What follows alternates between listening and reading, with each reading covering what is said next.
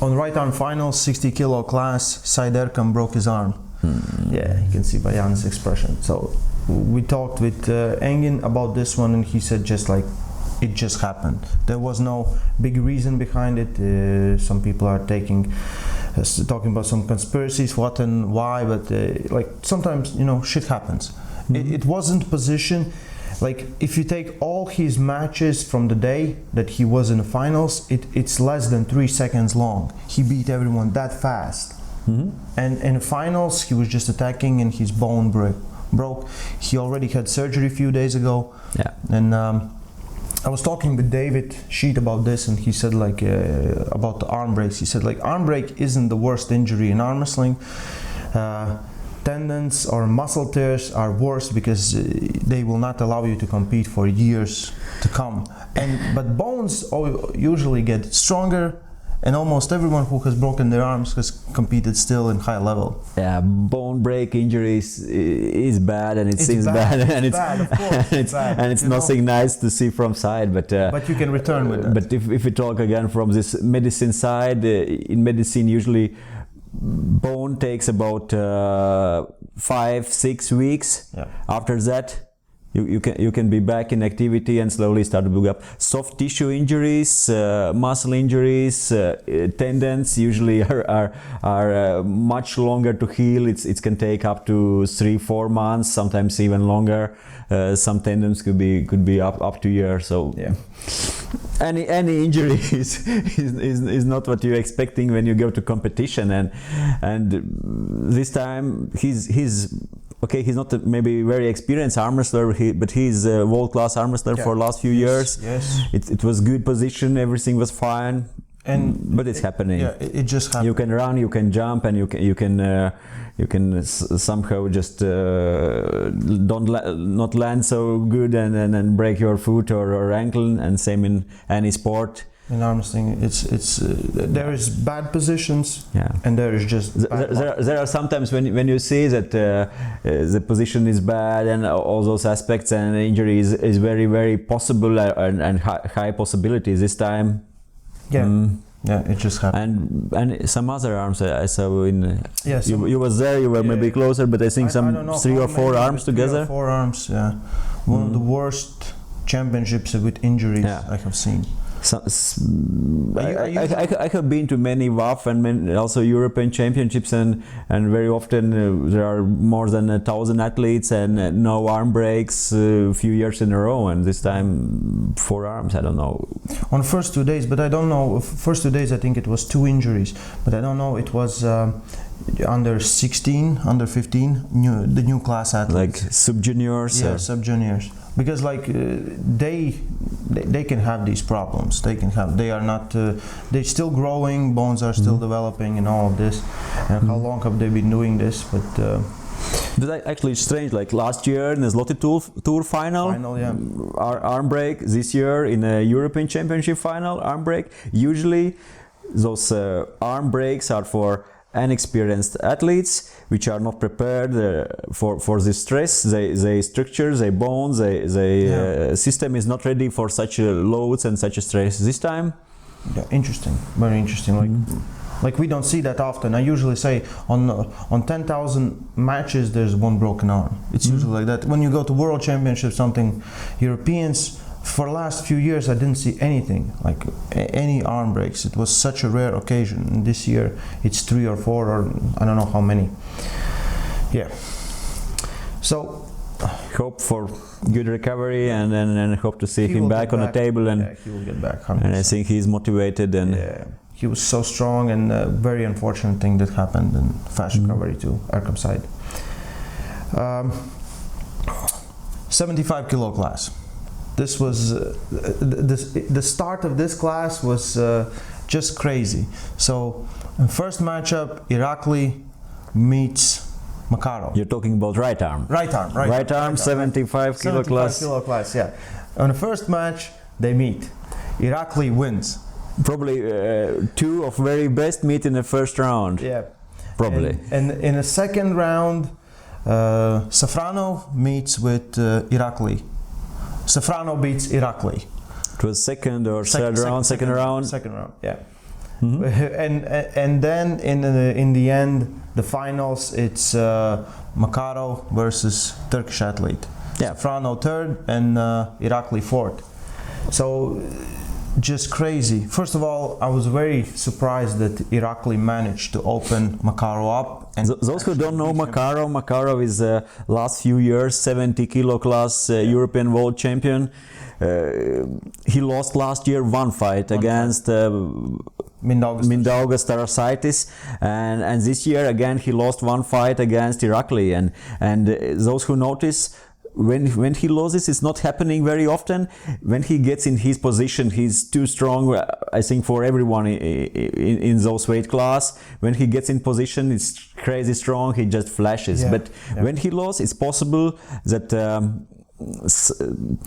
usually like those defensive style top roll athletes are able to stop him in not so bad position and take his wrist. And that's the thing what Tarasaitis did, that's the thing what Irakli did. All other way, I don't see it's possible to beat him inside or possible to beat him with some press. No one stopped him. When he was just like very determined to win, he was just beating Turkish athlete in the finals without any chance. So it's again those clash of styles. Irakli's defensive top roll style is really good, and he is able to stop all best athletes here in this position. But again, Safronov, what he did against Irakli. Did he get inside? No, he just pushed him, outweighted him, and so again, Irakli stopped him here in the offensive, but this Safronov side press is so good, and he just pressed through. 75 kilo class with right arm. Last year in a WAF, Oleg Tudorov from Moldova was there, I think. Zrech Serdekan was there as well. Samushayev was there. So top three from Volts is missing from this class. Top three first places from Volts.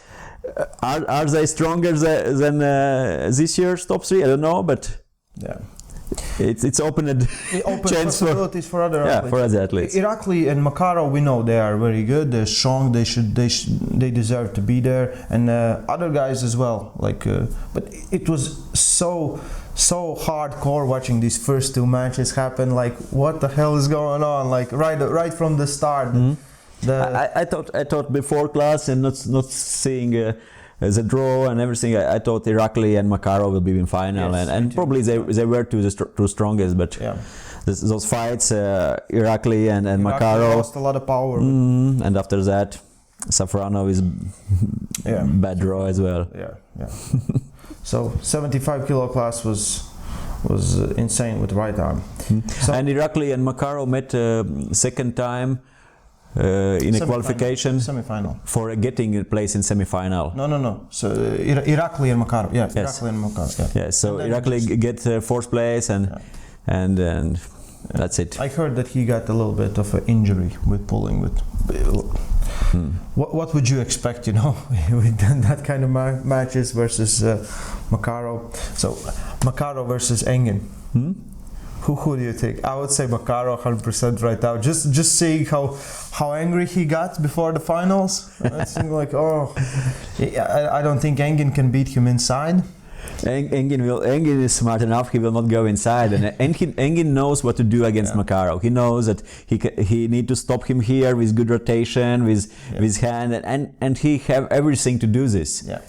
And the question is about how Engin feels, how strong he is now. He is 40 plus years old and struggling with a lot of injuries, but his shape for last year he won in WAF in Turkey in World Championship first place. He won. He was second in Zloty Tour. He won super match against Tarasaitis. So his shape lately is very good, and if he's good shape, his ability to pull against hook arm wrestlers are really impressive. So question is about his back pressure and side. I think it's too hard for him. His hand is ready for not only for Makarov but for I believe few weight classes above this. But question is back pressure and hand, and And when you are able to stop Makarov from getting in his position, when you are able to stop Makarov from getting inside, he's not so strong anymore. Yeah.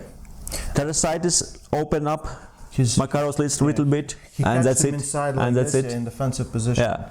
And that would be. Can Engin do the same? I think he will try. Yeah, Engin will be very strong. Engin will be ready. We will see. It's Engin always comes ready. Engin. We will see. I don't want to give any. So another great matchup with right arm happened on 90 kilo class. So here in qualification, Sasho Andreev lost to Spartak Zeluyev. And then in then Spartak beat Oguzhan Kochak for going in finals, and then Sasho and Oguzhan had the semi-finals. Oguzhan was much better. He used everything. He supinated him, get on his arm, opened his bicep, and it was done. It wasn't no long match. We expected like hook war, but Oguzhan just played very smart and very tactical. This 90 kilo class, yeah, it was five with those three for who will win, and actually those chances I think are very close. Very close. Yeah, Sasho, Kochak, and then Spartak. They all deserve to win this class. Fight. Sasho and Kochak. That was an example how to fight against Sasho. Yeah. Kochak showed how you need to fight against Sasho. Of course, you still need a really strong hand and side and everything, but Kochak went not so much even inside. He went directly to side with so good wrist movement. This wrist was very dynamical, and he was able to curl it so deep that he stays in supinated position. Yeah, and he not even put Sasho's palm against head, but he even rotated even more, and that's a position. He just rolled over. Yeah. Usually Sasho don't. They stay like this. He holds his pronation. Lot of arm wrestlers need this rotation, and Sasho can lose this rotation. But anyway, if you rotate it even more, he get him out of position. Not only this over strength or pure strength, but it's to put your opponent in a worst position possible and then go to side, and that's what Kochak did. And then we go to finals. In the finals, it's so many elbow fouls, and in the end, after final and super final, Kochak wins. Russians make a protest because I thought that like it was such a weird decision, for moving and that. Okay, so the protest is upheld. So we have a rematch at the end of the finals, and right on the first slip, Kochak dislocated his finger, and you can see in a video like he struggles. So he tries, he wants to pull, but he can't. And they set up, I think, them 3 times, take them out, another time, and then he was just like he couldn't start the fight. And I think this is such a bad for any athlete. You just won, you were announced winner, and then you have to go have a rematch which you cannot participate in, it's such a heartbreak. Is it possible to use some kinesio tape or taping for finger joint? And I was watching in a live stream, and I was thinking, if I was there, I would like put directly for this dislocated joint some kinesio tape, and to stabilize your joint. I think you can put something on your fingers if you have if it's injury. Yeah. I think you cannot put. I'm not sure if it's possible to stabilize joint. It could be as some advantage. You need usually to put some taping. You need some free spaces, like wound or some blood or something. Then make a blood and then you can stabilize your joint. Would you do this in the final?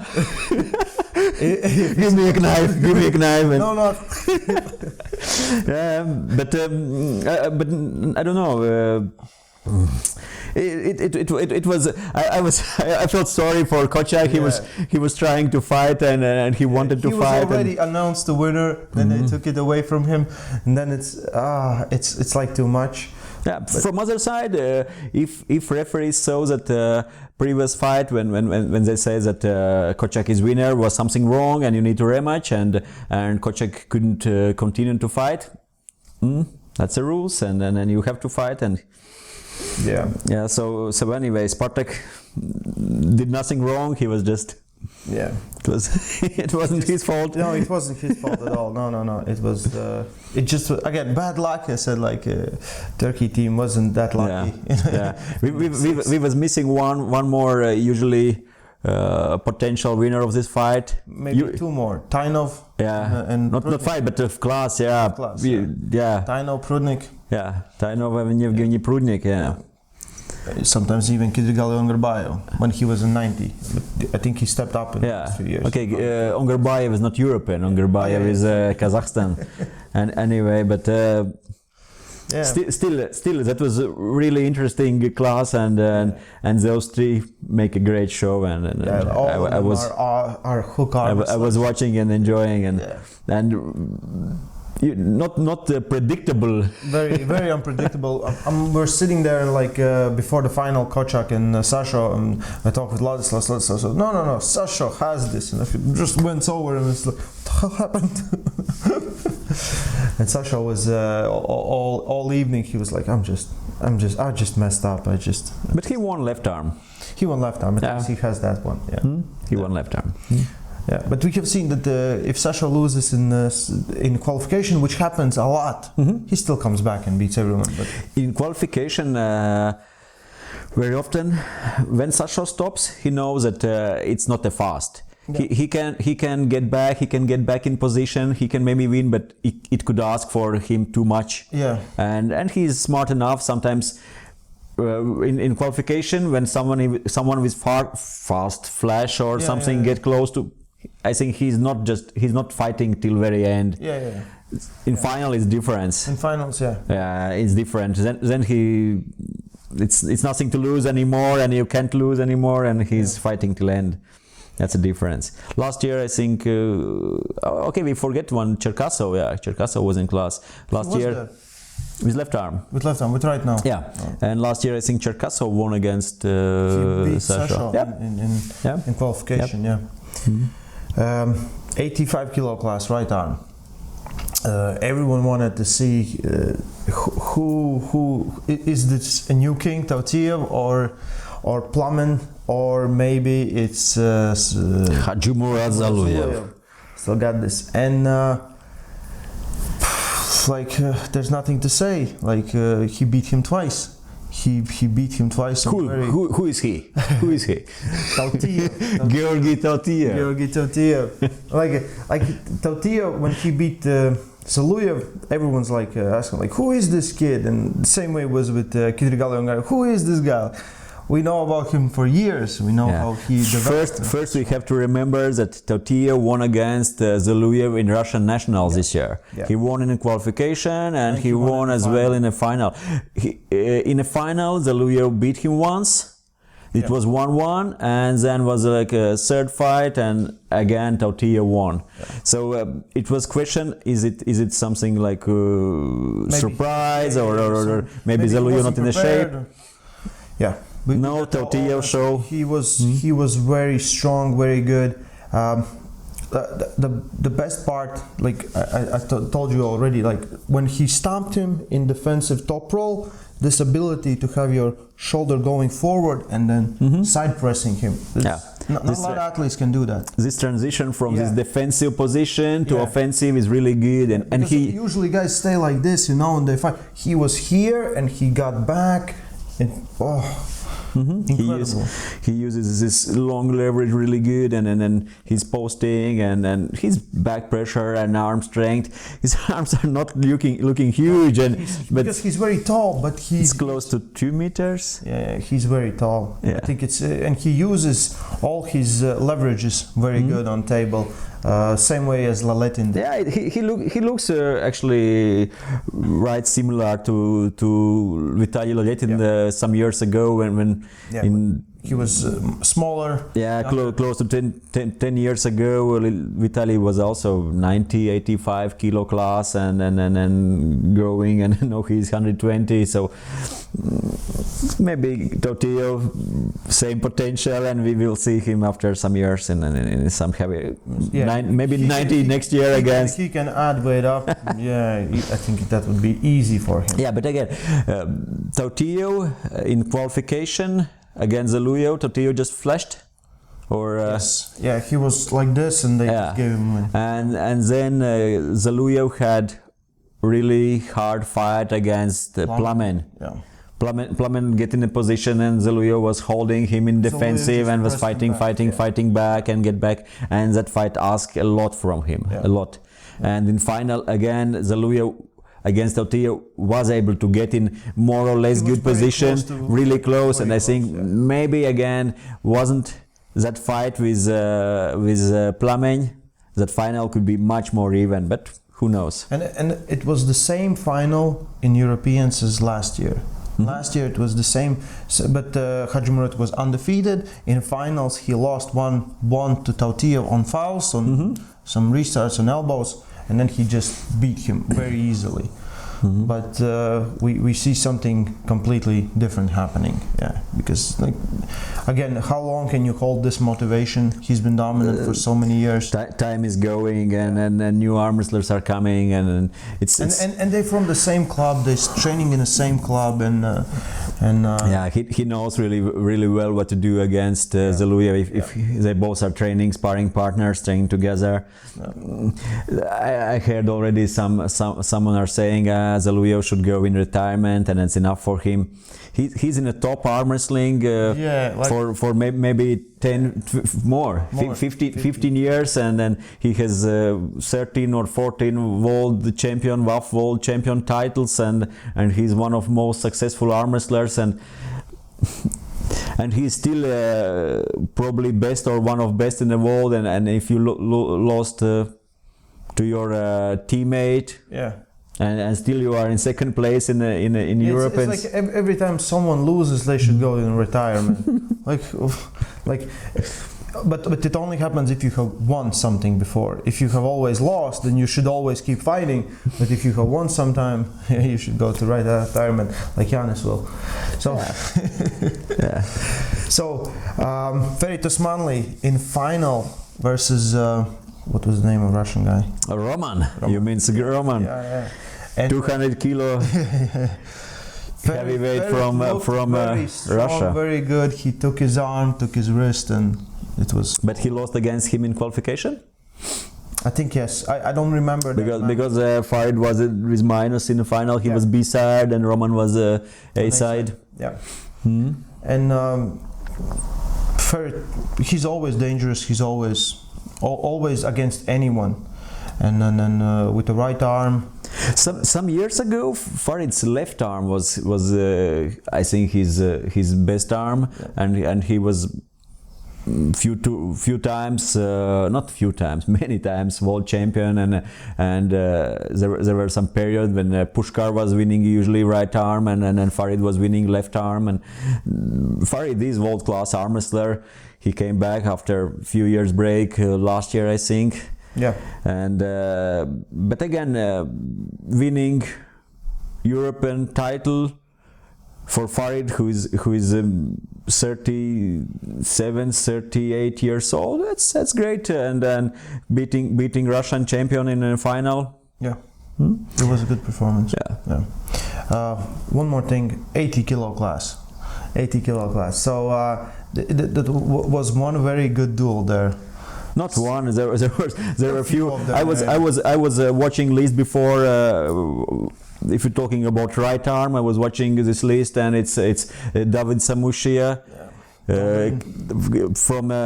He moved up from 75 kilo class to 80 kilo class this year, first time. It's Dobelin from Romania, European champion. It's Krasovskis Vladislav, our teammate, and his last year's left and right arm 80 kilo class champion. It's Simeon Božgar right from arm world champion. Bulgaria, yeah. This reigning world champion 80 kilo class. There were a lot of good athletes, but the finals, the top three with both arms were the same. With left Vladislav, Simeon, and Dobrlin, and with right it was Simeon, Vladislav, and Dobrlin. So very good matchups, very good finals, very strong. Like with right arm, it was interesting to see the clash of the styles. Like can Vladislav oppose his top roll on Simeon's hook, and he couldn't. And with the left arm, it was this other way around. Can Simeon oppose his side? You know, it was final, but there was a lot of things happening before that, in a right arm class. First round, David Samushia, Ladislaus Krasovskis. First round, fresh on fresh. Was very. Vladislav was dominant. He was really good and not giving any chances. And with in 80 kilo class, it was with right arm it was Samushia. With left arm it was Oniani. He lost last year in finals in World Championship, but he's before that has been world champion as well, and everyone expected him to go over and basically beat everyone, you know, because he's heavier. He was always cutting a lot of weight, and he placed 5th or 6th. He lost to Vladislav and to Dobrin. First round it was easy for Oniani. I think in the second round or he met Dobrlin. And Dobrlin opened it up Oniani's wrist, and in that class Dobrlin finished 3rd place, I think, only, but he did all the job. He did all the job, but of course I don't know how it would happen, and would Vladislav win in other way, but in second round Dobrlin had really good. At first Dobrlin won against Krasovskis. He won against Krasovskis. Then Dobrlin burned out Oniani.